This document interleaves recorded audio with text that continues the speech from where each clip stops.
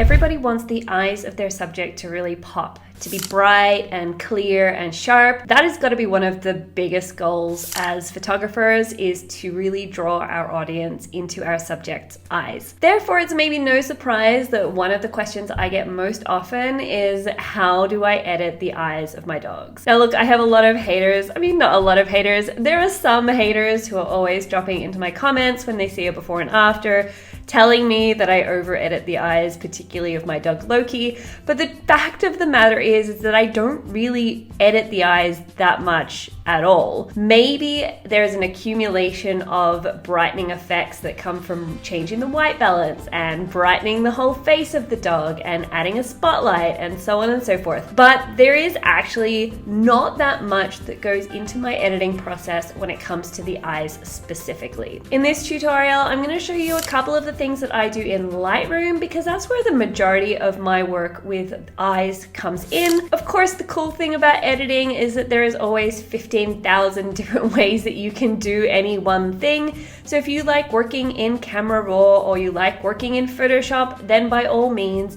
everything I do here will be pretty much transferable to any other program. And if you don't like my method at all, well, then you can develop your own one and make YouTube videos about that. But there really is an infinite amount of ways that you can achieve different effects. So this is just what I do. And at the very end, I'm going to show you how to work a little bit on the eyes of a dog with very, very dark, deep chocolate brown eyes. You know those ones that almost look black in the photos? We're going to bring a little bit more light and color to those eyes as well, so make sure you stick around for that. So we're going to be working just a little bit on this happy looking photo here of Journey. It's reasonably well exposed. It's a little bit underexposed possibly just because of the light going on, and the eyes are pretty much in focus. It might be a teeny tiny little bit further forward, but I think that that actually works okay for our example. So the very first thing I want to do are just some very basic edits to get our white balance where we need it, drop the highlights a little, pull up the shadows a little bit so that we've got a bit more light on Journey's face, and then we're going to go straight into the selective edits or the masking.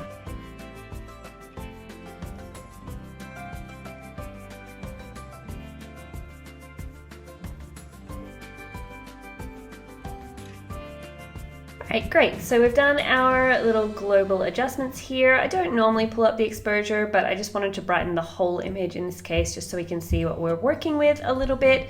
We're going to now come over to the selective edits or the masking section over here. So one of the first things that I like to do in general is to make a radial gradient here, which is Shift and M on your keyboard, and pop it over both sides of the dog's face. I do this pretty much whatever color the dog is, black, white, I might be a little bit more careful, colored, whatever. Option Shift and M, we're gonna make another gradient in the same group here, and I'm gonna put that on the other side of his face. Now with these two masks, I'm gonna pull up the whites. That's gonna brighten his whole face here. And I'm gonna bring up the clarity a bit and the texture a bit. How much you want of each of these settings really depends on your photo. Do you need a bit more clarity? Do you need a bit more texture? Is your lens a bit softer? Would clarity help? Is there a little bit of haze like I'm seeing on this side of his face? In which case a little bit of dehaze might be a good idea as well. How much you pull up the whites also really depends on the photo, the dog's coat color, how bright it is, etc. But the reason that I wanted to show you this, because although it isn't specifically about the eyes, because the effect of this radial is going over the eye, and in fact the center point is on the eye, which is where the effect is going to be strongest, this is obviously going to affect the eye as well. So have a look at the before and after of the eye just from this one mask. You can already see they're a bit brighter, they're gonna be a bit sharper, have a bit more clarity there, be a bit more detailed. So that has already made a difference to our eyes. Next thing we can do is make another radial and pull it over the eye itself. And then from here, you might want to pull up the whites again. You might want to pull up the clarity again. The one thing that I really recommend, and this is particularly important for dogs with much darker colored eyes, because you wouldn't really need to do it with Journey because his eyes are already light enough, but I'll show you how this looks with a darker eyed dog later too, is that if you end up pulling up the shadows over here and you pull up the shadows, say here and maybe here, maybe you pull up the exposure, say you're doing like a lot of work to lighten up the face or the eyes particularly. Again, I'll show you on the dark dog in a minute, but what will happen is kind of what's happened to Journey's eye here, in that the pupil gets washed out. The pupil ends up gray, maybe the same kind of color or light shade as the iris around it, and that generally makes it look quite unhealthy. This is a huge mistake that I see among members in my membership when they first get started and before they've heard me say this in our monthly critiques, because our eye, in order to interpret a healthy, bright, alert, clear eye, needs that eye to have three distinct parts. It needs to have a catchlight, which is this reflective bit here. Catchlights in pet photography are super, super important. They make the eye look bright and alert and alive and awake. A dog with smaller catchlights, or because you've taken the photo in a really dark area, is going to maybe look sleepy or really not that into it, a little bit dull. So don't be afraid of catchlights. These are good. We like catchlights. The next thing to not be afraid of is having a dark pupil. So this middle part here needs to be dark. If you have a dog with dark eyes, this may well be black. If you're in a foresty location without very much light, so the pupils are dilated, they're bigger, you may have a large area that should be black, and it needs to be black. As you can see over here, this eye looks quite unwell compared to this eye. So let me just see if I can, again, I'll show you on the other one later, but if we zoom out, you'll actually see it maybe even better. Have a look at how kind of weird and hazy this eye looks now, and you'll see it even more clearly with a dog with a darker eye when the whole thing just gets quite washed out. So make sure that you keep the pupil nice and dark. And the last thing is the iris, which is the colored part, and it's really important to make sure that the iris stays a natural color. If you're working on a photo of a dog that has got deep dark chocolate eyes, don't try and make them Journey's eye color or Loki's eye color like this. You know, if they don't have this sort of bright amber eye, they don't need to have that. That's not the eye that they have. Similarly, if you're working on a dog with like pale blue eyes, be really, really careful. Don't go overboard brightening them or adding color to them. They look insane really quickly. If you are working on a dog with eyes like Loki's here, be really careful as well that they're the correct color and that they aren't glowing.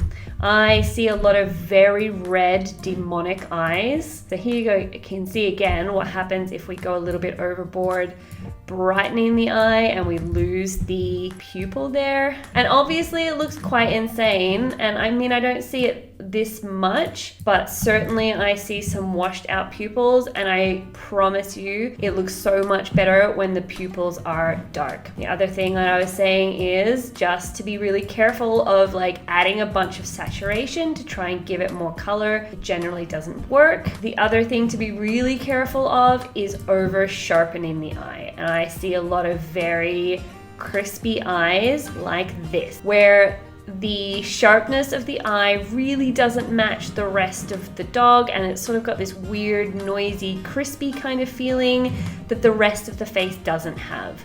And it kind of almost draws more attention to the fact that the eye maybe isn't as sharp as you want than if you just hadn't if you hadn't added any sharpening. I'll say that I don't add sharpening to my eyes. I add a bit of clarity like this, but I don't come down to the sharpening section down here and add sharpening. Of course, if it was softer or you had a softer lens, you could add a little bit, but again, be very careful to not go overboard. Let's add this mask to the other eye with Option or Alt, Shift and M. That's gonna add my second radial to the same group. And then there's a couple of things we can do to make this look even more detailed, and basically all I want to do is emphasize those three different parts of the eye. So we've got the catchlight here. We can make this wider. We can desaturate it to take the blue out of there, or maybe some like greeny forest reflections or something. It always looks cleaner and brighter if it's white or gray, you know, it's just a pure white catchlight. The other thing we could do is actually to darken the pupil here, so dropping shadows just straight over the pupil. Do the same thing on this side. And then honestly, I don't think Journey's iris really needs that much more, but if we wanted to, we could use the brush and just brush over the edge here. And then again, what you do here is really up to you. Maybe we raise the whites to bring out the brightness in the parts that should be bright. Maybe have a play with contrast. That should darken the dark parts and brighten the bright parts. We could maybe add a little bit more clarity, maybe some dehaze. Honestly, it really depends. This is more than I do. I would have stopped at darkening the pupil because I don't feel like the rest of it needs that much. But you can see there how bright and clear those eyes are, and really it was just in Lightroom. And now going into Photoshop, I really don't need to do that much more with these eyes, or they really will look overworked. So those are some tools that you can use on a dog that has nice bright eyes like Journey. If like me, you're seeing like a bit of a weird color in one of the eyes, maybe like this one's feeling a little bit magenta, we can also work on that selectively by adding the opposite color. So in this case, green is going to cancel out the magenta, and that definitely looks like more like his correct eye color to me. Let's go find a photo of a dog with nice dark eyes that we can brighten up. So we're gonna have a look at this photo of puppy Walt here. Now this was pretty dark. He is a dark puppy. I've done some very, very basic Lightroom edits again, but nothing really specifically on Walt as yet. So let's move this mask over. This is just raising the whites, clarity and texture like I showed you before. Not worried about this bit of white here because we're not focusing on that right now. Really just focusing on the eyes. So I want to show you what happens if we decide that we just want to brighten up the whole eye. Okay, so have a look at the two eyes. You've got one that's very dark and one that is like uniformly kind of brown. To me, the one that's uniformly brown looks weird. It doesn't look right. There's something wrong with the eye. It doesn't necessarily look like a cataract, but it also doesn't quite look like how it's supposed to look. Like I think our brain knows that it looks a little bit strange. So instead of doing that, we need to work on the three parts. Now you can see this was quite deep in the woods. He has very small catchlights. So we're going to put a radial over both the catchlights. So again, Shift and M to make the radial, and then Shift, Option or Alt and M to add to the same mask. Let's pull up the whites, and here we can maybe pull up the shadows. To take out some of this color, I would be dropping the saturation again. If you really wanted to get into it, you could probably brighten up this part of the catchlight with some exposure maybe. And if it gets too fuzzy, now we can dehaze it. Okay.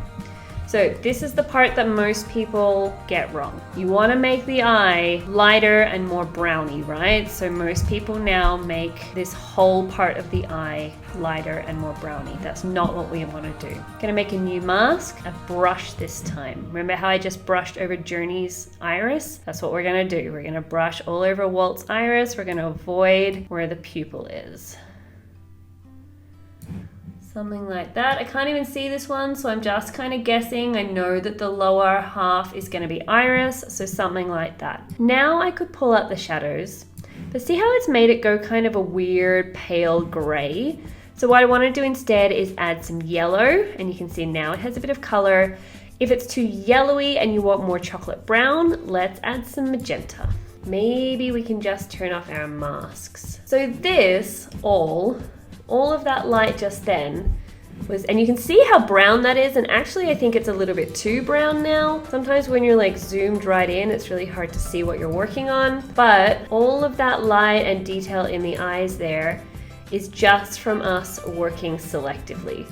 There's a bit of light added from a kind of a spotlight here that has helped, but most of the detail in the eyes has come from those steps that I just talked you through, and this works really well with dogs with dark eyes. I hope this helps you editing your pet photos in the future. If you use these tips, if you find this helpful in your editing process, please tag me on socials. I'm on all of them. You can find me, just look for Inspiration Photography or Inspirations. I'm all over the platforms, and I love, love, love to see what you guys are creating. As always, if you're enjoying this tutorial and you're finding these tips helpful, make sure you like it, subscribe, drop me a comment below to let me know what you think. I would love to hear from you, and hopefully hopefully that will inspire me to keep making videos for you in a less sporadic time frame. And of course, if you like this tutorial, there are so many tutorials and toolboxes and editing tools and little how-to guides just like this one in my Learning Journey membership.